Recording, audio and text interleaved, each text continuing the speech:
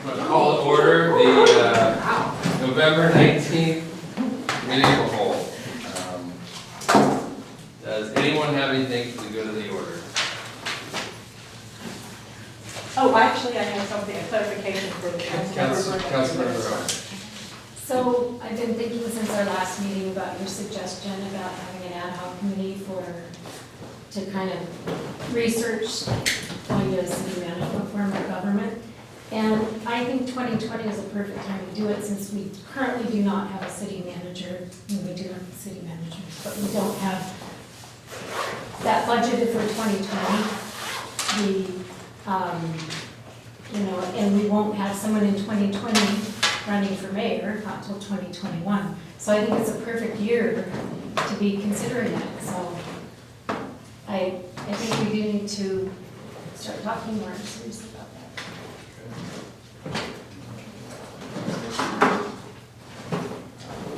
Actually, I think I can Okay. wait. All right. It's something I want to tell her, but I can tell it that way. It's not a big deal. All right. You can do that. Councilmember Burdick, did you have anything? No. Okay. I have something really quick. Councilmember Knapp. It's about the council chat that is tomorrow, and I just wanted to confirm are you still planning on going, or? I could possibly. I don't think, did you I say was- you were I going wasn't to? on- That was the last. He went to the last one, I think it was, No. Councilmember Label was the one who was I was possible. Possible, but now I Okay. can't, 'cause I have to go into the city. Okay. Can anyone else or want to go? Can you still go? or Yeah. no? No, I just brought it up because we can have up to 3, and there appears to be someone who's interested in attending council chat. We had So- someone last time. So I just wanted to make sure that if we didn't have 3, that we would open it up to Yeah. see if anyone else wanted to go. I was just wondering, this isn't a discussion, or just throw this out, is one of the things Councilmember Remington and I talked about was the idea of doing some council briefings of homeowners associations. And I suggested, well, maybe we start with the ones that we already know are engaged through neighborhood night out and stuff like that.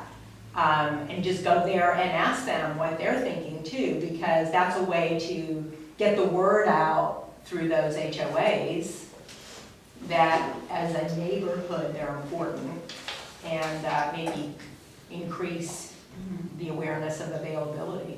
I mean, I'm definitely able to do that because I don't have kids or anything doing schoolwork and. I definitely think that Councilmember McHenry's efforts Yep.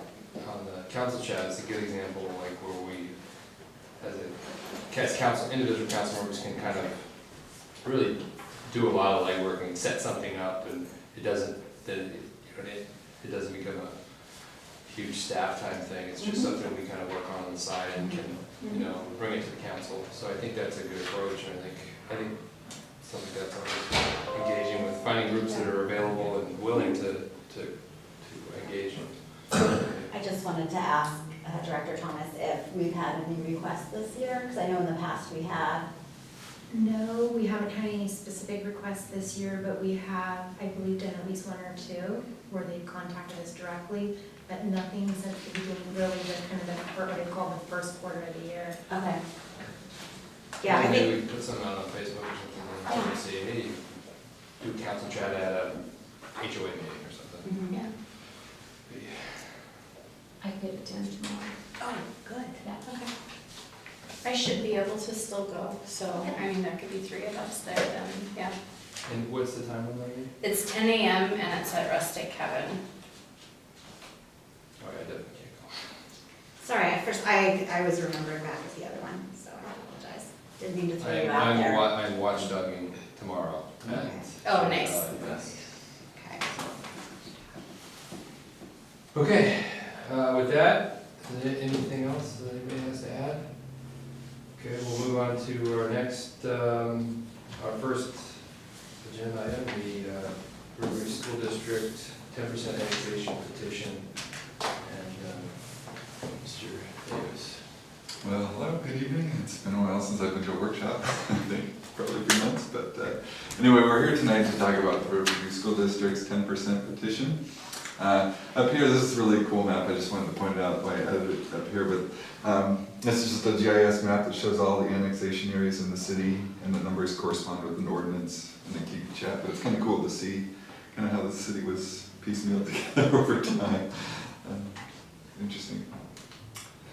So the annexation process, just wanted to kind of refresh what the annexation process is.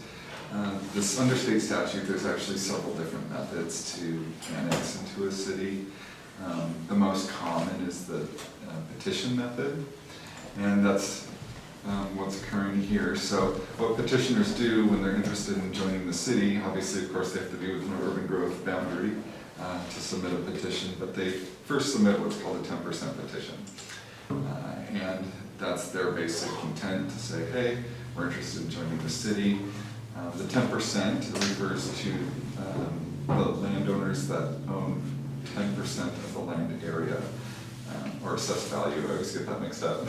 Assessed value. Assessed value, sorry, thank you. Of the property within the area proposed for annexation. A little kind of caveat with the school district is, according to state statute, is when school districts petition, they've got to be the petitioner. When the area within the area proposed to be annexed is owned by the school district. So in this case, the area within the area proposed for annexation is all owned by the school district. So council, when someone submits this petition, council has 60 days to meet with that applicant. And that's when you kind of get together with the petitioner and you can either accept their proposal as they've proposed it. You can make geographical modifications to the area. You can kind of let the applicant know what other kind of conditions that you're looking at imposing and if the project moves forward. Or you can just flat out reject the 10% petition. You can say, yeah, I'm not interested in dealing with this annexation at all. Ooh.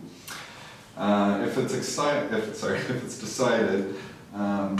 then the council must kind of discuss what zoning will be in place. In this case, we've pre-zoned through our land use map, future land use map, the property to be public facilities. So we've already kind of done that step preemptively. Then what we do is we have public hearings on the 10% petition with the Planning Commission and with the City Council. So we really try to provide opportunity for the public to have a say early on in the process. So once the City Council, assuming we go forward and City Council accepts the 10% petition after public hearings, the petitioner can submit a 60% petition.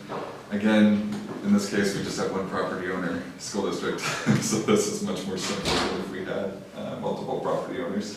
And there's certain things that they have to include in that petition. So these are just all things that are associated with the permit submittal that you see listed there. Again, then we have another public hearing with the City Council where again, you can accept or reject the proposal. If you accept, then we move on to the Boundary Review Board process with King County. They have their whole kind of separate process that they go through. I believe they have another hearing as well. But they have steps that they take to review the petition. If it's approved by the Boundary Review Board, council holds another hearing and makes the final decision by ordinance.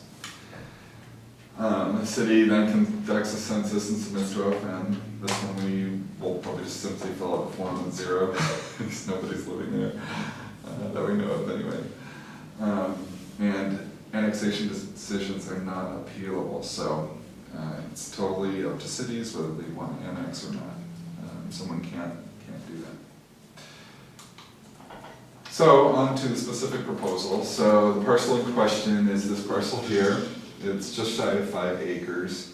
And interestingly enough, it's just kind of this little pocket of land owned by the school district that for some reason, I don't know why it didn't come in with the annexation of these lots. It predates my time and I couldn't find really any history, but in any case, this parcel for some reason was excluded as part of that annexation. There was a pre-annexation agreement, and I mentioned that in my memo. With regards to this other annexation area here, I looked into the details a little bit further, and the pre-annexation agreement that was in place did not apply to this parcel. So there was no pre-annexation agreement that relates to this. Can you zoom back to the number annexation sequencing map real quick? Uh-huh. So I can see where we're at. Yeah, so this isn't a complete updated, so there's a piece right here, and then the piece that we're talking about would be right there. Okay, thank you. But yeah, this map hasn't been updated in a while, so.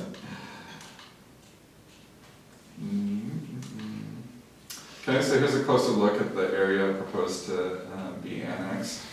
So in our annexations, and I believe with our policies and King County's policies, is annexations have to include the right-of-way, adjacent right-of-way. So you'll see the actual annexation will include this segment of Northeast 150th, which brings the total area to just over 5 acres of annexation.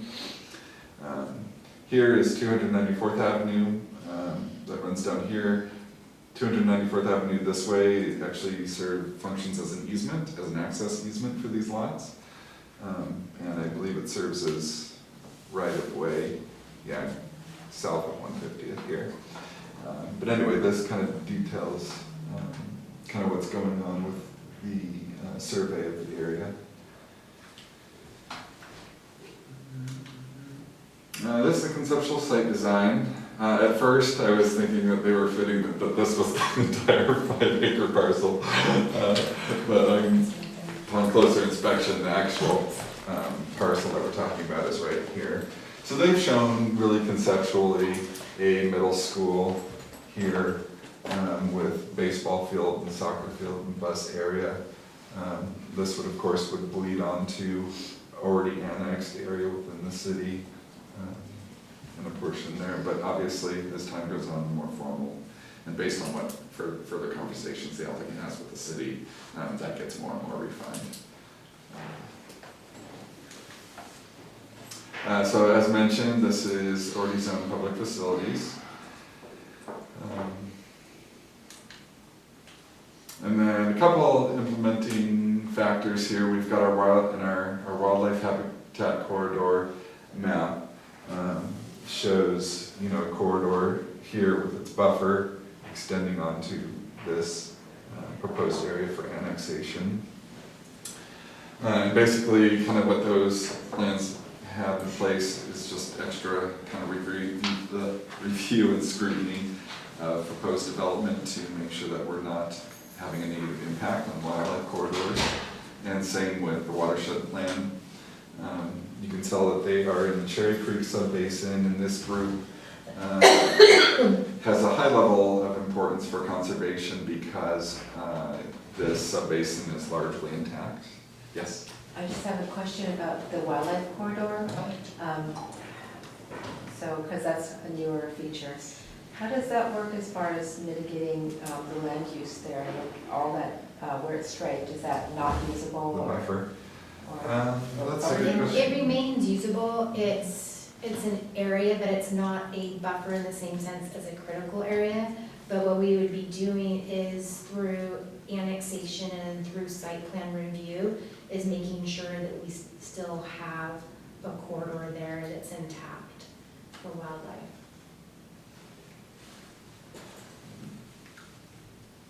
Thank you. And so next steps, we introduced the 10% petition to the Planning Commission back on the 13th. And at this meeting, what we kind of wanted to solidify is the date, because remember at the beginning I mentioned the City Council has 60 days to meet with the applicant to kind of discuss some of the nuances of what the council wants to see moving forward. And so we recommend setting that date for either the December 3rd meeting, council meeting, or the December 17th. I think our preference is probably the 3rd. We didn't hear back from the school district as to which date they preferred. We just let them know that it was going to be one of those 2 dates, and they didn't have a preference. Once we get through that step, then we move on with the hearings in January. And probably get to a recommendation and decision in February-ish. It's kind of the timetable for that, so. Anyway, is there a council preference on date, or it doesn't matter to you? You're gonna be here for the meeting anyway, so. I would say if you guys have the preference of doing it sooner, that sounds good to me. I mean, it's always good to have a bit of a buffer, right? So- Right, in case, yeah. Okay, and that's all I have on the annexation, unless we've got some additional questions. But I can try to answer this. Do you know if they have any intention for this property within the current bond cycle that they're running? I have not had conversations with them regarding that, so I don't know. Okay. It seemed, based on reading their capital facilities plan, that anything there would be kind of far out. There, but Laura might- So the district has, or requested they come in and that they can come in and give a presentation on their bond for next year. And I think we might have that scheduled. I think it's going to be the first meeting in January unless the meeting on the 17th kind of frees up a little bit, you know, based on what happens in the next couple of meetings. So the 17th or the 7th of January. I mean, I'd like to know a little bit more what the short-term intentions are. I know that the building that's on, I had the same problem. I thought, how do you fit that much stuff on 5 acres? Yeah. That's incredible. But there's a piece that currently has Eagle Rock Yes. multi-age on it. And I know that they're planning on moving that program to the site off Big Rock, the elementary school property, I believe, is what I was told. And so if that moves there, you know, I would imagine they would repurpose that area potentially in the short term. There's very serious parking shortage at the high school. So anyway, it'd just be really helpful for me to understand, and for the community might want to know too. And we have that opportunity before setting the meeting to have that discussion with the district. So we can ask these questions, but I'll give them in advance, like, these are the questions that came out of this meeting. Thanks. The only other thing it would be interesting to, and then it might be in here, is the timing of and the date of the other parcel annexations. I mean, Oh, I guess it could also frame this in terms of, at some point, I don't know what year that was, like the last annexation was done, the northern parcels north of this, that you were referencing, it hadn't been updated on here. I mean, it gives you an idea, it's like, didn't have a recent history. yeah, no, that one didn't, I think it was 96, so it's been a while. Yeah. It's the year before I graduated high school. And that map had to have had an error because we've updated that map since that parcel was annexed. Okay. So somehow it was cut off. It'd be interesting to see what, just in reference, see what, if they had conceptual plans at that time, and to see how they, just so how we fit in the history of Yeah, things. they're interesting kind of factoid is there is technically a pre-annexation agreement already for this parcel. And so can you go to the annexation map really quick? It's on your first slide.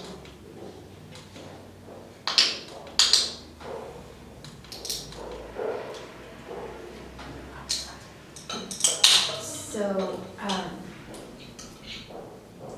17 really should have had another little bloop out there, but there is a pre-annexation agreement. When 17 occurred, they had the ability, and it was under that pre-annexation agreement at that time, to actually take in the 5 acres that they're annexing in now.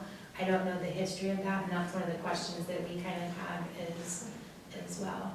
And I don't know, did you include the pre-annexation agreement in your packet? I didn't, well, because I looked at it in more detail, and the pre-annexation, when they listed the parcels of the short plat, the lot Is it- 2 was omitted. Was it omitted? Okay, oh, okay. Can you go back to the other map so I can see the other little pieces? I think it's just the very next one more. Yeah. Yeah, yeah, so this was omitted from this short plat. So it was that whole area that goes way north, Mhm. east Yeah, of north- North Hill that north. was part of the last annexation, and you said that was 96? In 96, yeah. Okay. When did North Hill get annexed? That was more recent. About 10 years ago. Okay. I think that's, anyone have any other questions they'd like to put forth to be answered? Okay, thank you very much. And with that, we can move into number 2, the mid-biennial review update.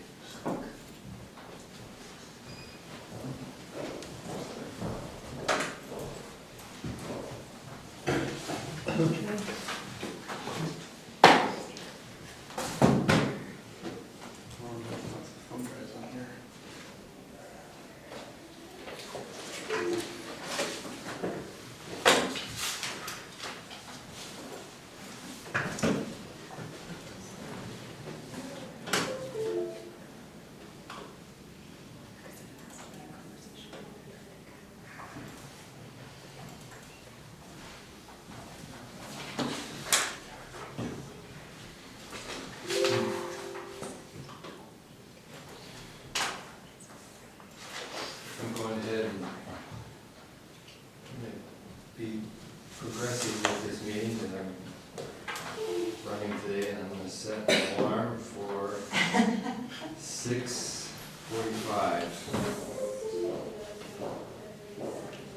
And, I don't know, just as a reminder, it's always nice to have 5 minutes before the next meeting starts, so. So Steve, do you want to get that? Get my stuff. I'm not assuming that, Steve, that you'll, Mr. Lashevsky, I'm not assuming that you will go that full distance, but I imagine you will, so. So, good evening, Mayor and Council. As you're aware, our interim finance director left service in the city almost 2 weeks ago. And so the mayor put together an internal team to get the mid-biennium check completed. And so Steve and I have been working essentially for the last week, back and forth, checking in every day. And I think we do have some good news moving forward, so that's always positive. So we want to just talk about where we're at in the mid-biennium check, go over the calendar. So Jody handed out the calendar before the meeting, so we'll go over that as well. So the calendar is on your left. Just to go over in general, moving forward, the Planning Administration Committee will also be meeting. We put those 3 dates up there, so 11, 20, 12, 11, 12, 11. We have our public hearing on the 26th for our property tax levy. And we have the mid-biennium budget review public hearing on 12/3. Those, the first one's officially noticed. I believe the second one is being noticed tomorrow. And on the left is really the council calendar versus the one to the right is planning administration calendar. And then the hearings will fold into there. Any questions so far? So we did, the Mayor Pro Tem, Mike Remington, had suggested that we meet with Mike Bailey, who has some obviously government experience with the city of Redmond. He was there a long time finance director and IT director. He now works part-time for school districts and also for MRSC. And so the Mayor Pro Tem set up the meeting last week, and Steve and I attended that along with the mayor and the Mayor Pro Tem. And we talked to him about what should this look like so that we can make sure that we hit all the pieces and part moving forward. Steve and I are not finance directors, but we do a lot of budgeting, and we do have experience in budgeting. And so this is the takeaway that he gave us, which is to review the condition of the budget and make sure the 2-year budget is consistent with the expectations set within it. So what was the budget and where are we at to date? And are we within that bandwidth of ranges and not going over our budgeted amounts? So we wanted to give you kind of an update of where we're at, because these have been really challenging for us to try and complete. We've made a lot of progress the last 2 weeks. So we are fully reconciled January through September. October is completed but under final review, so that's really good news because that's the end technically of the third quarter. We will have November reconciled mid-December, which is a normal pathway. And that leads us into our quarterly reports. And so obviously the first one has been completed, the second one is in the council packet this evening. And the third one is drafted, we just got a draft today from our finance department, and we're expecting to put that in the next council packet. We might even push it out tomorrow at our committee as well. I looked at it really quickly, we got it towards the end of the day, and there's one section that's still missing, but that we'll get that fixed. The fourth quarter report comes in historically in usually late January when they're finishing closing out, so that's through 12/31. Any questions on that so far? Okay. So now what we want to talk about are what are the tasks that we have to move forward. So we have to have obviously a mid-biennium ordinance, and that will come to council on 12/3. We need to have an updated organizational chart. These are things that we're all working on, just so you know. Some are in better shape than others. So we're finishing the organizational chart. We're gonna complete the updated pay rates. So when you look in your budget, you'll see these are exhibits of the existing budget. And so what we're gonna do is we're gonna update some of these sheets so that they reflect 2020, because some of them were really only for 2018, so the pay rate was for 2019. So we're working on that. We're also looking at updating the billing rate one. That one's a little more challenging because there's a lot of pieces and parts that go to that. And it may take the finance director to fully, I'll call, reconcile our billing rate. But tentatively, we'll at a minimum use our COLA and add that onto it. We have the things that are in orange are items that we actually already have drafted that the committee will see tomorrow. So an updated budget, revenue and expense summary, an updated general fund summary by department, and then our 2019-20 budget actuals. So we actually received this today from our finance department, and Steve and I sat down and reviewed it together today. We met with finance. So these are the items that are in orange that will go to committee tomorrow. We had some questions, and there's a couple pieces that need some additional work on them, and we'll talk about that tomorrow at the committee. We're also gonna update our debt payment obligation. We're happy to do that because we took on additional debt with our snowplow. Any questions on that? Yes. Just really quick, I think I answered my own question by peeking. Is these in orange, I'm assuming that will be as of third quarter, or where is the? It is as of 9:30 today because we just completed reconciliation for October, but we wanted to see what is it as of 9:30 so that we have the basis. Yes, sorry. It's okay. Yes, it is third quarter. Okay. Which has all the transfers done and everything. Yeah. Mhm.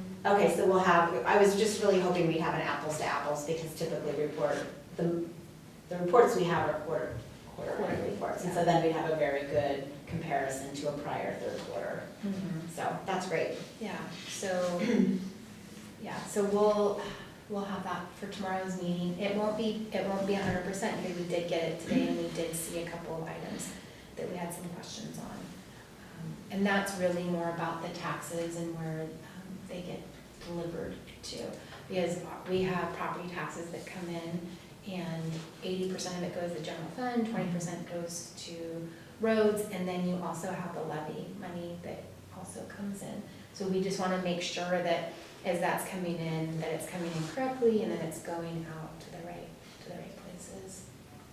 Yeah, it won't affect the third quarter report because the revenue didn't Yeah. show receipted till now. Oh, good. Okay. But everything, So third quarter should be an apples to apples. So everything. Yeah. Good.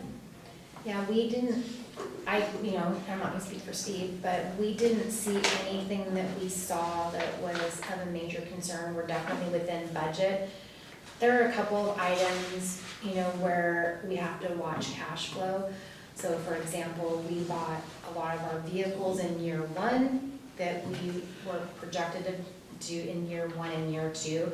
So that's gonna look high, right? So those are some of the things that we're thinking through. So, let me just. Yeah, the only other outlier was under the Streets Fund 101, the revenue, the stair shape resources from fuel taxes is down because of all the electric vehicles. So that's low, it's at I think it was 23%, when it should be 37.5%. But our expenditure. Third quarter or this quarter? Third, proposed for third quarter. But we had hoped to take good news on the expenditure side because our rates are going down so much for the LED streetlight conversion, that we could invest in some of that money into our roads a little more. But will probably be almost an offset, which stinks, but is worse things can happen. So That's such good news. Because we kept wondering, is it gonna pan out? Are the Yeah, LED lights really going to reduce our yeah, costs? So that's still, but it's really good One, news. just a couple more things that are kind of on our horizon that aren't per se, they're kind of part of the mid-biennium check-in. We want to come back and share what our utility rates are for next year. And then also talk about, the policy that's related to those. We did find today that when we decided to do the 1% water rate, that wasn't consistent with our code. So we're gonna come back and talk about that. there's several ordinances that index different fees, impact fees, general facility charges, CIPs, building permit fees, right of use fees. There's several. We had hoped, and before Diana left, was beginning to cobble that all together to have one nice fee resolution. So in doing all that, some of them say we don't have to come back because it's just indexed and you never come back. Some of them it's unclear, some of them the code says to come back, but the new resolutions don't say to, so we do need a lot of code cleanup. So we'll bring a draft table back and talk about what should or shouldn't, or does or doesn't actually need to come back to council, but just an update on where everything is. So, Is there a particular code you can reference that we can add again? I think the one is 9.04.090, sewer specifically is called out. Sorry, 9.04. It's a sewer code, and it just calls sewer charges out. That should be indexed by CPI for 1 year. And then we have other resolutions that say our utility rates, sewer, water, storm, should be indexed to CPI over a 2-year average. So the preceding 2 years, just to kind of smooth out the bumping. And so there's inconsistencies. So we'll do our best. We might not have been consistent with code, but code isn't consistent, so. The good news is this is the only one in the code that is indexing that. So that's it. We in engineering are helping out. Loris has been doing a bunch of that legwork. So. And yeah, I guess, just to close out that topic, if there's any other references to steer us through shuffling through too much code, that'd be cool to give us the shortcuts if there's something to check out. So we know, at least we can kind of maybe get up to speed a little bit, so. Most of it's I didn't, after you said 090, I heard a bunch of stuff and inconsistent at the end, so you might have to read it. So yeah, all of that should be removed out of code and then figured out how to be written through policy. But we have a lot of fees, there's several sheets of fees. And then like Laura did touch on, looking at, I know it was important, we've all talked, that's important to council on our billing rates for our peer and our personal review of peer documents and development documents. We have been looking at others. The highest I've seen is Woodinville for their director was 147. So it's not all that much more, and it was very complicated because we reached out to see how they did their math. So we're looking and shopping around to what everybody else had out there. Some of them say, oh, we have 118. Why? I don't know. We just have 118. So it's such a learning experience. There's an Excel document that somebody's desktop somewhere. Mhm. There are in some places and other places there aren't. You just pass that number through. And that's it, that's all they can say. So. All I right. think our only other slide left is really about questions. Everybody had a chance to take a peek at the second quarter report. Yeah, things in general are tracking quite well. I just have one comment on quarterly reports, it's just sort of a general observation. The second quarter report, there was a previous second quarter report, which was putting council packets is in the public realm, of course, at this point. So I don't know how much this report differs. Finance committee hasn't, we never accepted, if whatever accepted means, we never deliberated the second quarter report. There was so much that was in flux that, that just didn't happen. And we'll have a chance to look at it next. Maybe there's nothing that can be done now because that second quarter report went out there. But one of the things that I noticed about our documents is that we don't consistently date our documents, and we don't consistently have a tracking number on our documents. And how this came to me was I noticed that Public Works used to do it that way. And there was always a tracking document number that could easily be gone back through the system if you're trying to track it back. And same as with legal documents. We don't get like versions marked at the top and stuff like that. So I just think that that's important to track the history, and that we've been talking a lot more about that.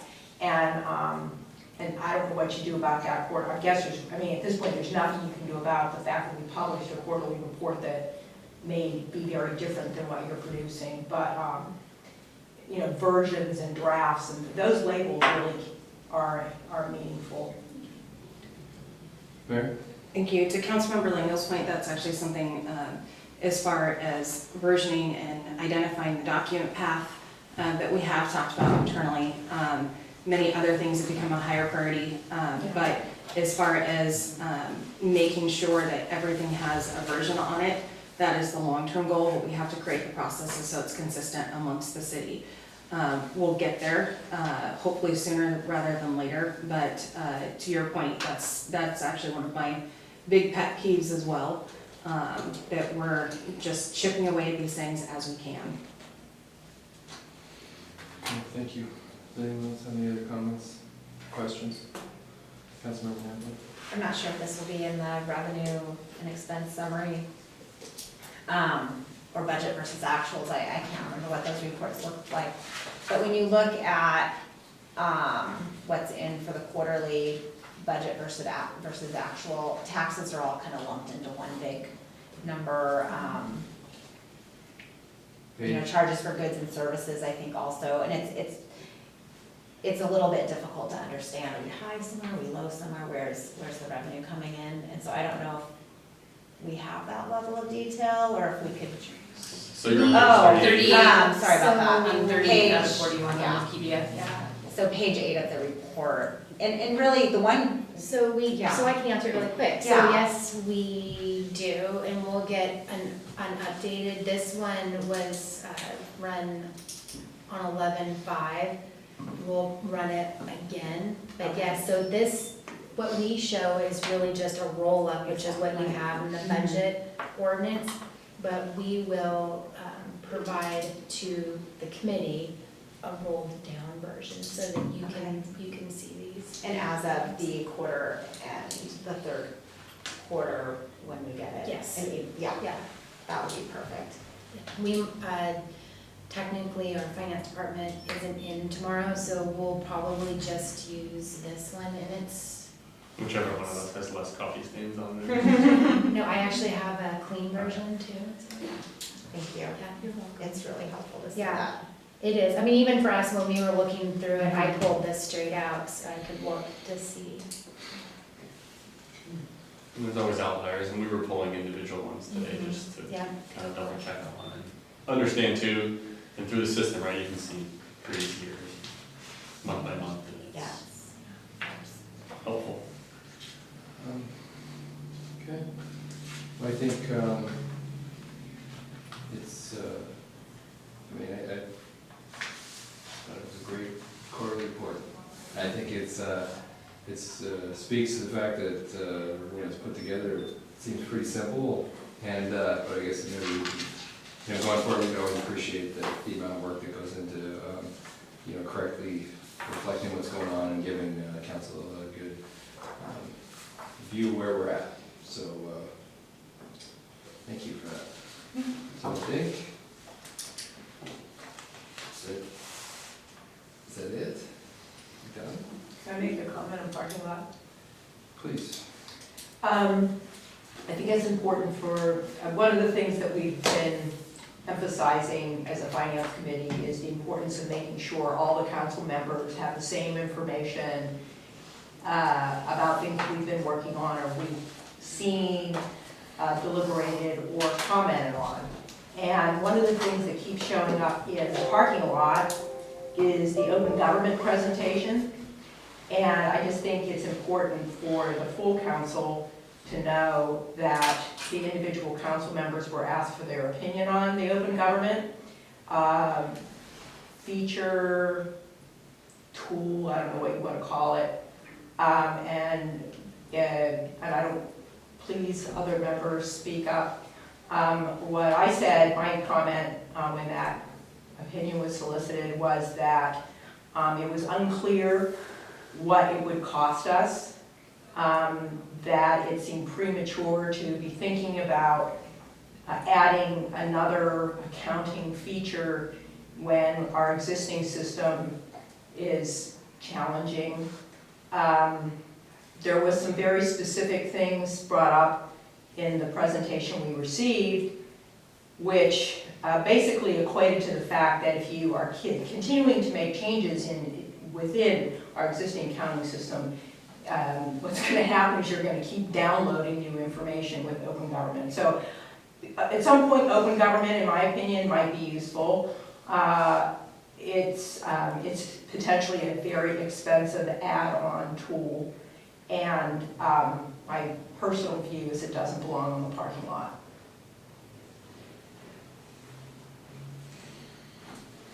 Okay.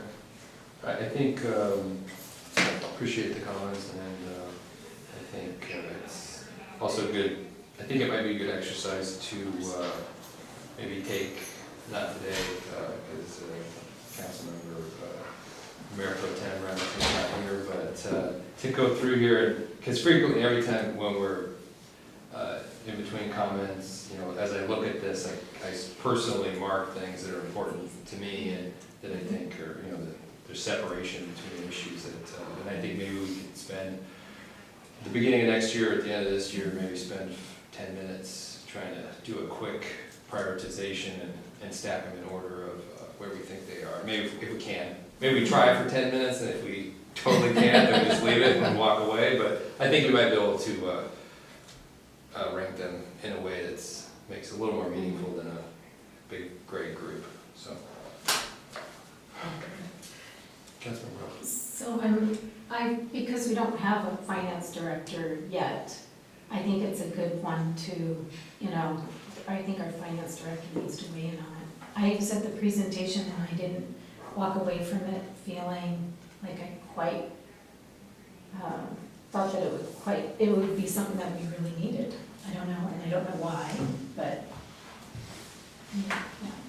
Mayor? Just to share with the full council, OpenGov was actually first brought to administration by our previous finance director, and when Diana Hart was here, she did a significant amount of research. And one of the reasons why it's staying on my parking lot for the long term is because the other jurisdictions that have used it, first of all, you know, the price isn't set, it's negotiable, partly based on your jurisdiction size and what you use. But one of the key tools from the testimonials of other cities is that it actually significantly reduces the amount of time it takes to do budgeting and pull reports from other financial systems. And there are cities that have documented definitely overall cost savings from paying for the system, as well as providing a dashboard, which, you know, is a top priority of mine, is the transparency of our budget and our government. A dashboard that people can actually drill down to line items and see everything that's going on within the city's finances. So it will stay on my parking lot. It's okay if council's not ready to move forward with it, but it will be on my back burner continuing.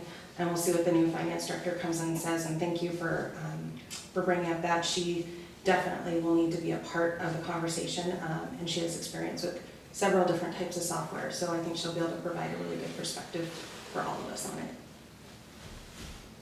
Okay. Right. All right, well, thank you. And I think, is there any sort of efficiency we can gain in reports or anything like that we can go through beforehand? I don't know. I would defer to the clerk in terms of appropriateness of advancing the agenda from I the think we next could, meeting. I think it's totally appropriate that you guys can choose to do mayor's report, council reports, committee reports, and admin reports during this meeting, unless there's a council report that, you know, like Gotcha. the council chat kind of thing where you want to be more public. Okay. So if you want to do that, and I will summarize them in the minutes both ways, so. Okay, I think maybe we could, in terms of, I give the opportunity to sort of the administrative report and the mayor, if she feels so inclined, but I could see either one wishing to address the full audience in the main council chamber, but if you're willing to go here, then please proceed. My report will be short, it's more community-based, but I will share with the council, as folks know, I'm on the Sound Cities Association Board, and I've been asked to consider an executive board position. I'm not sure if I'm going to do that or not, but I do have lunch with the executive director after our board meeting tomorrow to discuss it further. Also, just as an FYI, it won't impact our city anytime soon since we've just gotten done with our Main Street projects, but as chair of the Puget Sound Regional Council Regional Project Selection Task Force, at our meeting last week, the allocation for rural towns and corridors projects was doubled from 5% to 10% of the regional project allocation, which isn't a ton of money, but it's a big recognition by the Fork County region that our smaller cities may not have the ability, especially when times are down, to do projects. And also that we have smaller pots to pay for projects that have a bigger regional impact. So that's good news. It's not a huge impact on the overall budget, so it really won't impact any of the bigger projects, but it is a win for our rural areas. So I wanted to share that with folks. And it'll probably be another 20 years before we go back for it, but it's not likely to change. Great news. I had some just questions I was gonna ask Steve, but I didn't get to it. Okay. He was busy with the other stuff. These are just basic things that are on the agenda, clarifications. The one is on the 275th and 145th agreement that relates to PSE. And paragraph number 4 has to do with trail operation and maintenance. And in that paragraph, it talks about how that's at our full expense. Do you have any idea what, based on, we have other trails and sidewalks and stuff like that, do you have any just basic feedback? We won't hold you to it, but what we would be looking at, since we are taking that on as a sole expense? I do think there was a little bit in the agenda bill. Yeah, it's in there. That's why I just thought rather than me taking up time in a meeting, just perfect. get the clarification now, and then I don't have to ask a question. I think you said 2 hours. Is that weekly? 2 I hours feel like- weekly. I don't know what that translates Yeah, what to is that? dollar amount, but yeah. I think there's also a question of the scope of the design too. That there could be bigger or smaller. Right. Somewhat of a, yes. Yeah, I didn't know we were going to have access to the full 50-foot width. I thought we were just gonna ask for partial. We're asking for 30 of the 50. So it doesn't say that in It's in the- it's in the it says lease. only 30 Mhm. feet of it? Yeah. Oh, I missed that one, now my computer died. You didn't. You'll have to get tell me all where it's at. 15,000 words? I know I it- I know looked it very is. careful for the 30, honestly, Yeah. and I didn't see it, so that's, Since we have thank some you. time. And you know, like like in my mind, I'm just remembering our billable fee and one of the charge we got, which I think like the lowest billable fee was like $60 an hour or something, fully loaded benefits kind of number. So, you know, when I hear 2 hours, Mhm. I just sort of automatically think 2 hours times $60 is $120, dollars. I mean, because I don't have any other way to estimate it. I mean, that's really your job anyway, but just wondered about what we might be looking at on that. And you don't have to answer it now. I mean, it's just kind of out there question. It doesn't change how I would vote or anything. It's just, we're being so conscious right now of what we are signing on to for the future, that that's the kind of stuff that's meaningful to me. So it is a 20-year term. Right. Homeowners. My mouse is- And they can cancel it and all kinds of other stuff I saw. It is 30 feet, and I'll find that. It is. I found it, but the interesting thing, when it describes the property, it describes the full 50 Mhm. feet. It And so that's what describes the confused me. parcel that will give ease for access. I even. see, Um, okay. And I think it's in the back of this thing, it's kind of strangely placed. Can you find for 30? I don't know, is this a searchable document? It should be. Under permitted use 1.1 grant, it says it's a 30-foot wide regional trail. At the very beginning, first page. But then I don't see it, the property being described as like the western 30 feet, or, you know what I mean? It just Mhm. says 30 feet wide, and then when it describes, like I said, the property, it seems to describe the entire.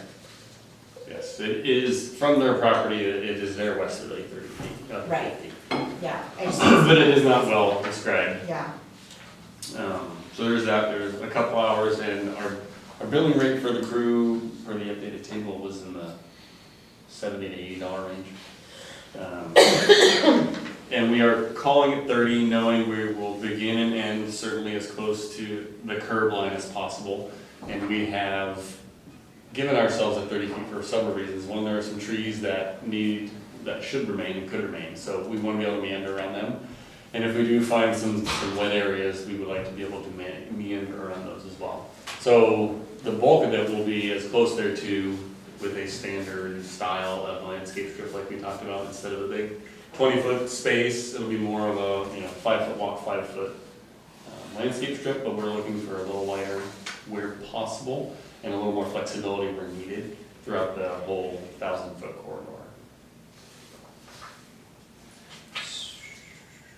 So we take 30 feet, there's still 20 feet. If we don't disturb the back 10, we don't. So is there, We won't I worry didn't about get it. to every line on this, but is there, do you feel confident that we wouldn't be in a situation to be like, oh, you need to remove that tree? No, we're trying to work really closely with them too.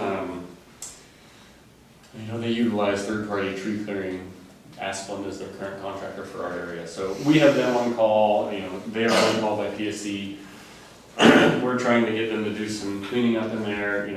They have done a good job if you look from the back side of the properties on Highland Grove, not from the street of 275th. You can see they've cleaned their corridor up pretty decently. There are some trees they would love down. There are many trees that they would just love down because of mess and leaf fall. They won't commit to anything, but if they have time over the next year when they have crews in the area, they'll be more than happy to try and remove stuff. Excuse me. We'd love to remove some of those ginormous cottonwoods, but one, they're not ours, and two, they would not be cheap because, it was $5,000 just to bring down that cottonwood in Taylor Landing. So, and that was with fairly mild control because you just close the parking lot and park for a day and fall a tree instead of a road, neighborhoods, fences, power lines. So that will make that a little more difficult. But there will be plenty that will have to come down. There's tons of old alder in there and small stuff that's in the way. Can I follow up on that question, because I had a similar question that you reminded me of it. Okay. Because it says in here that, City of Duval is responsible for managing the growth of all vegetation within the recreational trail footprint. So if there's a large tree that suddenly becomes hazardous, and it's in our area, are we responsible for it? So I think in the that's- trail footprint, Yeah, so like the, how it's written in not the their legal 30 group feet. and how it's been operated with their operations group, if we go 10 feet, we're gonna manage the 10 feet, even though we took 30. And if there remains standard vegetation that's there, whether it's blackberries or slough or whatever, we're not gonna touch it. But wherever we go, if we want to, whatever perimeter within the 30 we want to create and maintain, we can do that. They're not gonna hold us to, we do 20 feet because we're not gonna go into, let's say there's a sensitive area or something. They're not gonna hold us to doing that 20 feet, past the 20 feet, into the sensitive area, even though it's within the 30. Because I guess we were thinking of meandering around trees, so I could see Sure, but not a everywhere, large because tree. council that- had concern with costs and Right. making sure it wasn't Okay. this abstract place, and it's gonna be fairly standard, but again, we wanted some flexibility with the language here and within the space that's provided. So that's the intent. We're not gonna just do that for the heck of it. We will meander slowly, we will take opportunity to go around things should we need to and minimize, and we don't wanna touch any evergreens, we don't have to, but there's plenty of deciduous in there that is super messy and super needing to be taken down because they're dangerous anyway, that will. I guess I don't feel like it's crystal clear of who will be responsible for trees that are existing if they become hazardous and they are within our, who gets to decide? Well, you sort of are mowing the lawn around that tree, so that's now your tree. Do you know what I mean? I just don't want there to be any question of suddenly we have trees. I would think they wouldn't really want us cutting trees next to their power lines, so I can't imagine that'd be a problem, but it's not clear to me. This brings up another point, I guess, that kicks into my head, is if we know that, we don't know right now, but this is discussion. Let's pretend that we know it takes 2 hours weekly to maintain a certain amount of feet in a trail, or whatever. It will vary from place to place. It seems to me that we might be able to learn from these things so that when we have proposals to come in and say, oh, let's have a whole bunch of new trails, right? We have a better framework for assessing what that new thing will really cost us in the long run. Because what I'm hearing from colleagues here, and all of us, as well as the dynamic in the citizen world is, people love these things. They love trails, they like little parks, they like all those things. But we haven't really been in a position to grapple with what that really means in terms of our long-term asset responsibilities, and we're experiencing it right now with facilities and a whole bunch of other things. Because just taking that calculation, 2 hours weekly, I don't know what square footage we're maintaining, but irrelevant, that's $7,000 a year based on 50 weeks. So doing this, we can assume we're signing on to a contract that is going to cost us $7,000. That's what that would mean. So as long as we always think about those kinds of decisions, at least pause to be thinking about the finances. And sometimes we're going to choose to take it on and sometimes we're not. But at least if we are thinking that way, and I'm not saying it hasn't happened in the past, but it seems like with general fund being a more scarce resource moving forward, we're going to have to think differently, maybe more frequently. And that's why I rose the question anyway. Because I've had conversations with Councilmember Natlin in particular about concerns around managing trails. Thank you. So I do think our obligations are fairly limited to the impacts that we make, because they're calling it our trail. So we are planting in our trail area, there's a planting plan required. So those things that we will do within our trail improvements, as it says in there, those will be ours. So in terms of, there's a 50-foot parcel, the easement defines 30 feet, and then the footprint will be defined as private. And it's a good question. I don't think PSE is in it to stick it to us. And they do like these things as clear as possible. There's no argument there, because in other agencies and cities, they struggle with keeping vagrants, homeless, other people out of these kinds of spaces. So they're fine with us clearing everything. We told them we're not clearing everything. We're gonna, plant what we can plant per our plan, maintain what we impact, and, yeah. So, and this is, you're aware, when did we last talk about this? What did I say, July or something? This is how long it took to get this through legal, with Rachel working with us and their legal department, so yeah. And July. they were probably the more, Oh, yeah. it's usually a hierarchy of agencies where, Mhm. my understanding with an agency like PSC is gonna be more like, they're gonna tell you what they're Oh, yeah. willing to even, Right.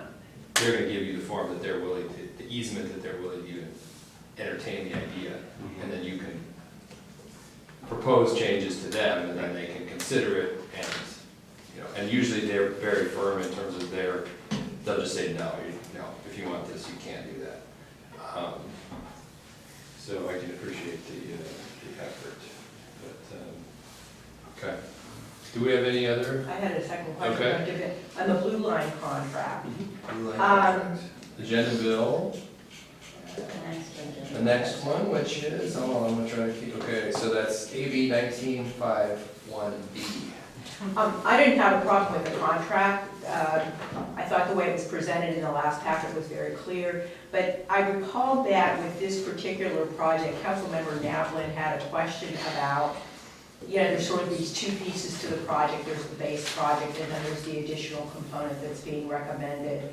And when I looked at the Blue Line contract, it wasn't clear to me when they would take us through the 75% design process, how that recommended but supplemental piece was really going to be managed in the design process. And I didn't know whether you were at a point where you could elaborate on that, but since it was brought up by council members previously, I just wanted to be sure everybody was resolved on that. I wasn't sure if that was the case. Yeah, so I think what I proposed and seemed to be reasonable was, we're calling them the activity stations and areas, right? We'll get to the 75%, we'll have the layout done, we'll know where we are in our meandering. I think that is a pretty decent rendition of, curb line adjacency, as well as meandering around spaces on the image on the second page of the agenda bill. So when we get to the point, we'll know the costs. We'll move forward at that point, and these will be bid as alternatives. Okay. So we'll do bid alts for those Yeah. 2 to 3 stations. Exactly. I still have in this, the improvements at the intersection, talking about what those costs would be on 275th and 150th, rapid flashing beacons style crosswalk and some additional lighting. Those would be bid alternatives as well. They certainly are proposed to be, because it's over and above, and again, depending on the cost, TIB will cover everything within this area. Any one of these items is eligible. It's not a free check, because at some point it runs out. So we want to be cognizant of that, but I do believe that those safety improvements are warranted and certainly necessary in that area, should we choose to want to afford them. And if we run out of, the monies through the estimate, we'll know, will it take some money, will it take a lot of money, will it take no money out of our pocket, so that's 75%. So we'll check in. I don't expect this design to take more than a few months to get to 75. I'm hopeful we can be back by March, and then we're bidding in April to get this done. It'll be too quick for our consultant, but it is not an extremely difficult project.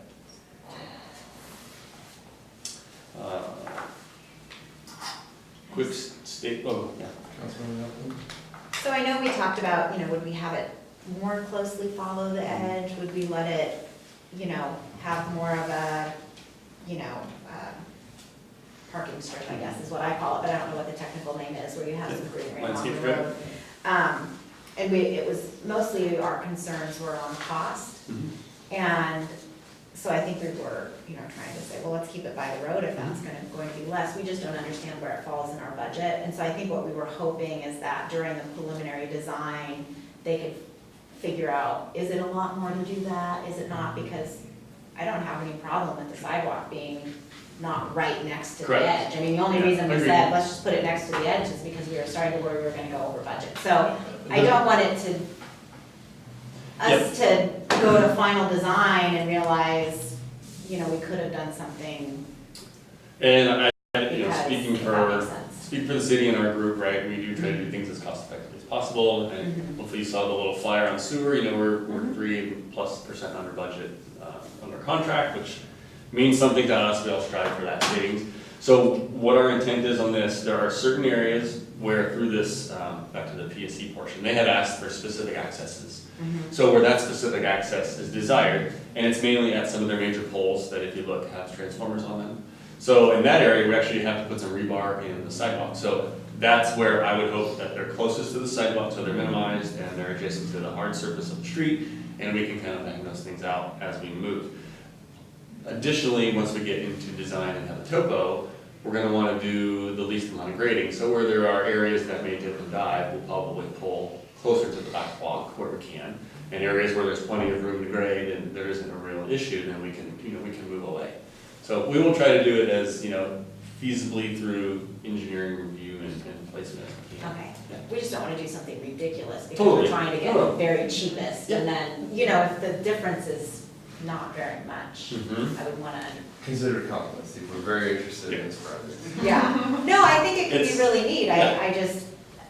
I know we'd kind of given you direction before, let's just keep it right next to the edge, but I didn't, Sure. No, I don't know how everyone else feels about we it. wanna make I'm it as flexible. cost effective and as high quality of a, as Councilmember Lang will put it, asset as we can, you know, it's a good word, so.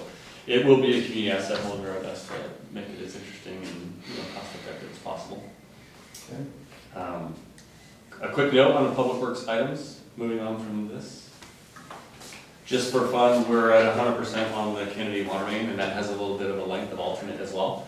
But the good news is, another area-wide project that was bid about a month ago was water main out in Sultan, and engineer estimate was over $600,000 for so many feet of water main, and the actual bids, they had 13 bids, and the low was under 6, so underestimate by 10% is good to hear. So hopefully we're in a good bidding climate. We hope to get that bid out in the next couple of weeks to have open up in the late December for action and early winter. It is just pipe work, so. Well, you're gonna get that big grant. That's And we're Friday. gonna have to come up with another $1 million. Perfect, So It's a good wherever we thing. can save, you know? yeah. And that is, I saw Laura's report, but that's Friday. TIB announces their annual grant awards. Yes. On the agenda bills, some of them are 52B and then 51. So A means first read, B means second read, C Oh, means. look at that, we got a system here. I was gonna say. Okay, I was. Kind of going. I was looking for A, I was like, is A there, is there an A there? there? Okay, cool. So B Yeah. is our second read, okay? Ease with which to review means more work can get. Yeah. It causes them to. So is there anything else? Any other issues you want to cover? Was there a staff report that you wanted to start, or you think it's too much? Wanna wait? I can finish it in less than 5 minutes. Okay, well, I'll turn off my alarm. Oh, I don't know. Just leave it on? So we already announced TIB, will be announced Friday. I'm not sure if Steve sent this out to council. We had one of, Oh, I we had a didn't. utility, actually, I'll let you do it, Steve, because it was at your house, not your Yeah, house. I'll forward it out. So overnight, night before last, if anybody noticed, there was a road crew out in front of the treatment plant. That was not a road crew for Sherlock. Someone at 12:30-ish a.m. apparently was coming down 145th, didn't stop at all, went straight through the fence, plowed through the transformer, knocked power out in town, all downtown, and somehow didn't get electrocuted. I don't know how. That is the entire switch for downtown. So, and then they fled. By the time the cops got there, the person was gone. I think there was a cell phone left on the premise and some damage to the car, but yeah. Power was out till about 3, they switched it over to the other switch, came out and repaired it, and we're gone by lunch. But it was a crazy scene. I'll forward you guys the pictures. It was, you wouldn't believe that someone walked away from that. They should have been electrocuted. It's insane. Bad news is they're uninsured, and our insurance won't help, so fence damage alone is like like $3,200 or something. That's on us. Now put a new fence up back at the plant that was just put up at Main Street. So we'll probably install a couple of ecology blocks behind the fence, since it's not only close to the fence, it's close to the switches, and by the way, the fuel tank that we have. And that truck that ran through the fence was actually leaking fuel too, on top of the electrical box. I cannot believe someone is not. We're blessed. Yeah, it's pretty cool that PSC is able to, you know, has the resources and the ability to, you know, mobilize folks. And Yep. we noticed the clocks were flashing in the morning when we woke up, and that was it. So Yep. I will. testament to them.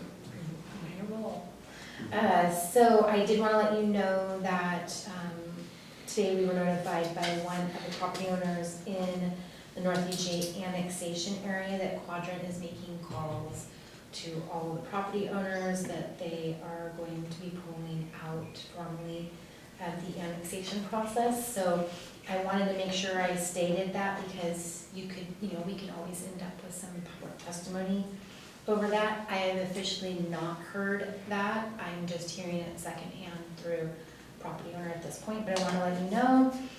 We will also likely get some public testimony, which is always good, at the council about some of the challenges that property owners are having with our tree policy when they go through development review to develop their property. So I wanted to let you know that. A little bit of a finance department update. Obviously, we're looking at the hiring of a finance director, and that's on your agenda this evening. We are getting ready to do the final review of the accountant position. We had 5 applications, 2 qualified, so we'll start to go through that process.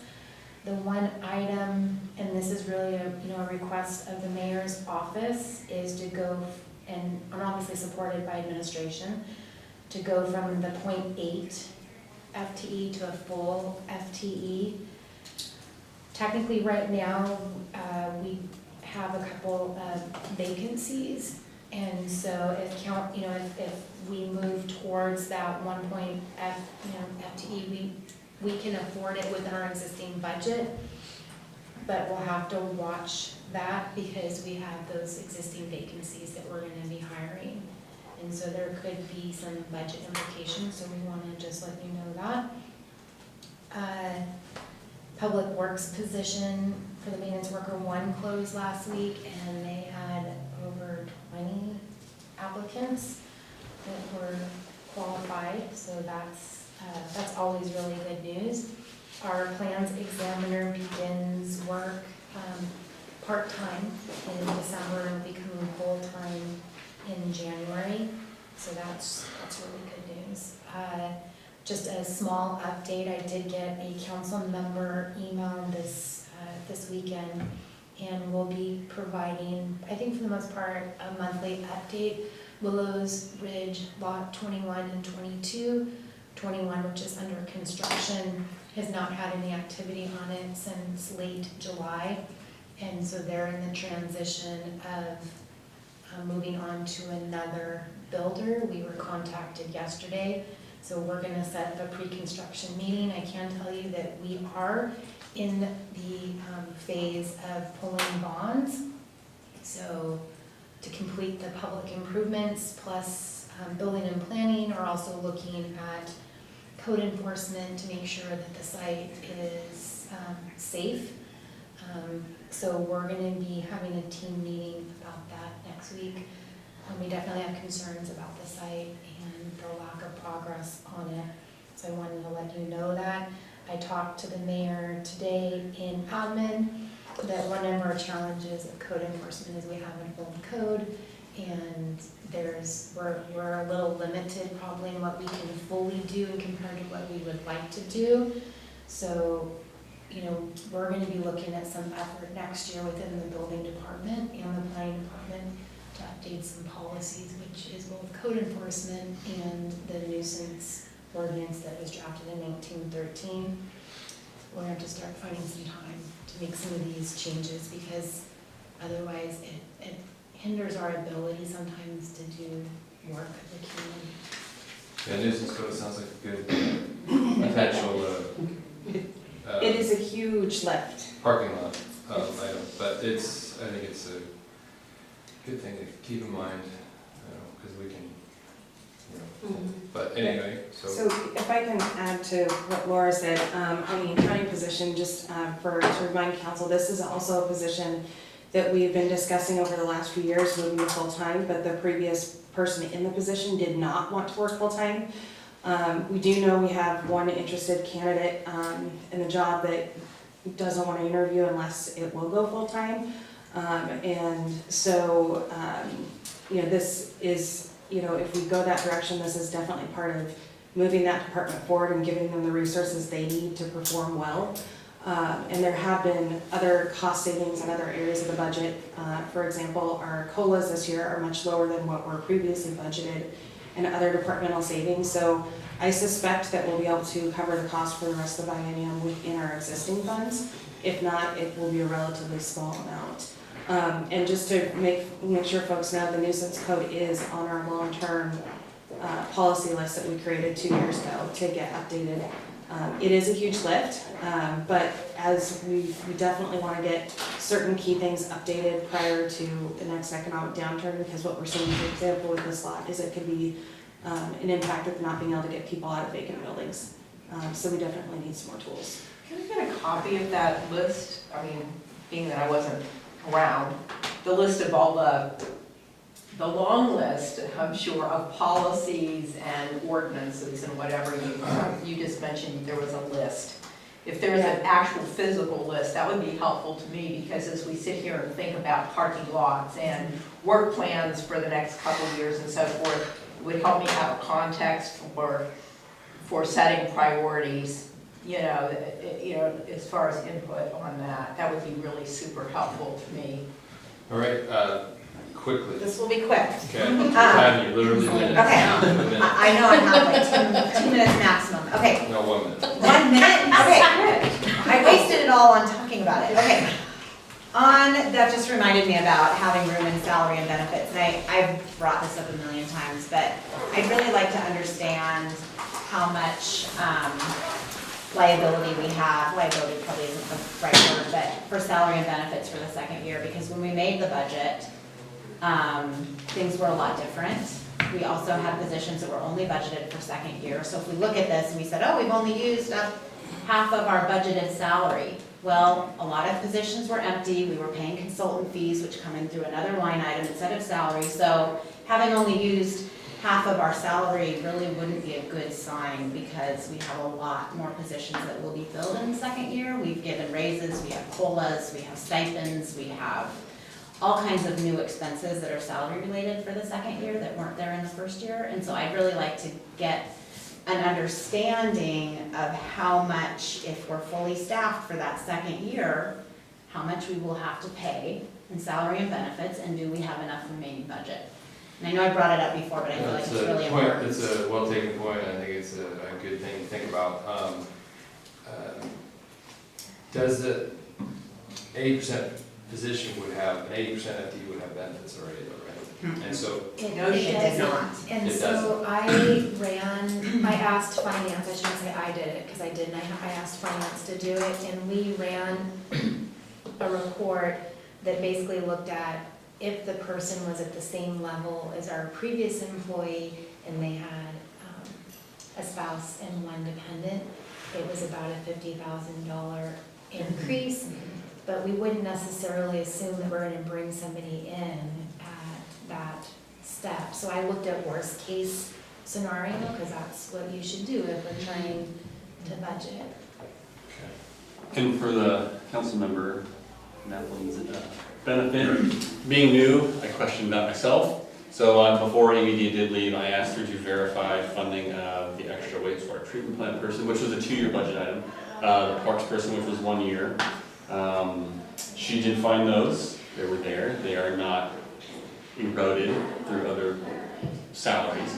And the other big item that everybody should know is, as we're going through the budget document itself, it appears that in year 2, the budget escalator for CPI and wages was set at 5%. So we are way over that, because the number is 2.08 for the 10-year rolling average through the CPI of 2019 June.